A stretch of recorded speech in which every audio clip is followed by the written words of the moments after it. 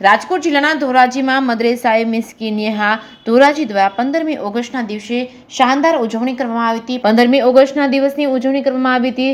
15મી ઓગસ્ટના પર્વને લઈને અનેરો આનંદ અને ઉત્સાહ જોવા મળી રહ્યો છે। જ્યારે ધોરાજી શહેરની સૌથી વધુ જૂની મદ્રેસા અને મિસ્કિનિયા સંસ્થામાં 15મી ઓગસ્ટની આન બાન અને શાનથી ઉજવણી કરવામાં આવી રહી છે, જેમાં ધ્વજવંદન અને બાળકો દ્વારા રાષ્ટ્રીય ગીતો ગાઈ આઝાદીના લડતમાં શહીદ થયેલા શહીદોને યાદ કરવામાં આવ્યા હતા। શહીદ દેશની આઝાદીની યાદોને તાજા કરવામાં આવી હતી। સંસ્થાના વર્ષોથી પરિચયમાં રહેલા અને સંસ્થાના હર હંમેશા સાથી રહેલ ધોરાજી રઝવી કમિટીના પ્રમુખ નજાબ કાઝી ઇકબાલ બાપુ સૈયદના વરદસ્તે કરવામાં આવ્યું હતું ધ્વજવંદન। 15મી ઓગસ્ટના સવારના 10 વાગે રાબેતા મુજબ સંસ્થાના ગ્રાઉન્ડમાં રાખવામાં આવ્યું હતું। આ તકે જનાબ ઇકબાલ બાપુ સૈયદે ધ્વજવંદન કર્યા બાદ જણાવ્યું હતું કે મદ્રેસા મિસ્કિનિયા દર વર્ષમાં 2 વાર ધ્વજવંદનનો કાર્યક્રમ ભારે શાંતિ ઉજવે છે। જે કેસની ગુજરાતી સાથે મતીન બાપુ સૈયદ ધોરાજી। આપનું નામ? અફરોજ હાજી હારૂન લકરકુટા।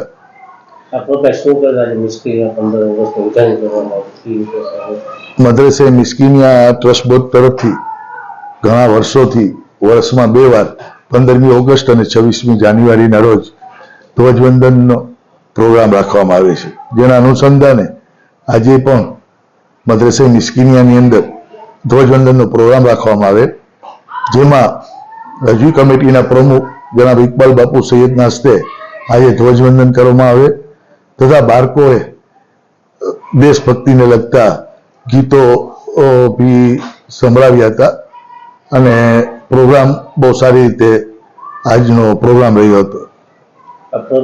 કેટલા વર્ષ જૂની છે? આ સંસ્થાને આજે 104 વર્ષ થવા આવ્યા છે। 1920-21ની અંદર એની સ્થાપના થયેલી અને આજે ઉપલેટા રોડ ઉપર જે વિશાળ સંકુલ છે અમારે, એની પણ 97 થી 98ની અંદર અહીં મદ્રેસો ટ્રાન્સફર થયો, ત્યારથી અહીં શરૂ છે। અહીં બાળકો 24 કલાક રહેવા કરવા જમવાની વ્યવસ્થા છે અને બાળકોને દીની અને દુનિયાવી તાલીમ આપવામાં આવે છે। ઇન ફ્યુચરની અંદર અમારા ટ્રસ્ટે એક ઠરાવ કરેલો છે કે ધોરણ 1 થી 7 એટલે પ્રાથમિક ધોરણે શિક્ષણ માટે અમે એક કમિટીનું નિર્માણ કર્યું છે, જે સરકારની સાથે કોન્ટેક્ટ કરી અને અહીં સ્કૂલ શરૂ કરવા માટેની શક્યતા તપાસવા માટે અમે પ્રોગ્રામ કર્યો છે। અમારો ભાવિ પ્રોગ્રામ એ છે કે આ બહુ મોટું સંકુલ છે અને અહીં રૂમની વ્યવસ્થા બી એટલી છે, એટલે અમે અહીં શાળા ચાલુ કરીએ સરકારી ધોરણે તો અહીંના અભ્યાસ કરતા બાળકો અને આજુબાજુના એરિયાના લોકો અહીં અભ્યાસ કરી શકે, એ અમારો આગામી પ્રોગ્રામ છે।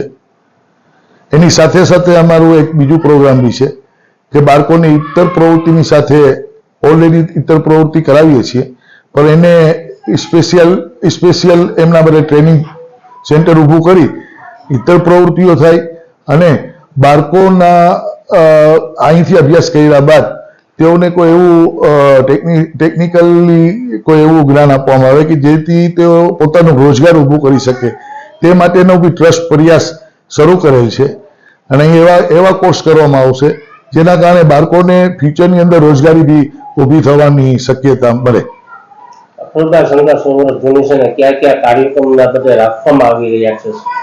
અમારે દર વર્ષે 15મી ઓગસ્ટ 26મી જાન્યુઆરીના પ્રોગ્રામ તો રાબેતા મુજબ શરૂ છે। એની અલાવા અમે આગામી વર્ષોની અંદર અમારે 105 વર્ષ થવાના હોય ત્યારે અમે દેશની એકતા અને બાળકોના સર્વાંગી વિકાસના વર્ષ તરીકે ઉજવવાનું નક્કી કરેલ છે, જેની અંદર જુદા જુદા સરકારી અધિકારીઓ અને એક્સપર્ટોને બોલાવીને એમની સાથે બાળકોનું વિચાર ગોષ્ઠી કરવામાં આવશે અને બાળકોના વિકાસને લગતું સર્વાંગી વિકાસને લગતા કાર્યક્રમો બી કરવામાં આવશે। ટૂંકમાં અમારું એવું નક્કી થયેલું છે કે આ મદ્રેસાની અંદર બાળકોને તમામ રીતે તૈયાર કરવામાં આવે કે તેમને દીની તાલીમ મળે, દુનિયાવી તાલીમ મળે અને જ્યારે એ મદ્રેસામાંથી ભણીને જ્યારે ફારિગ થાય ત્યારે એમને ક્યારે રોજગારની જરૂર પડે તો રોજગાર બી મળે, એ ટાઈપની વ્યવસ્થા ટ્રસ્ટ બોર્ડે નક્કી કરેલું છે કે આપણે આ બધી વસ્તુ શરૂ કરવી છે, એવો પ્રોગ્રામ છે। એટલે જુદા જુદા કાર્યક્રમો કરવામાં આવે છે ને આવી રહ્યા છે ને આવશે પણ।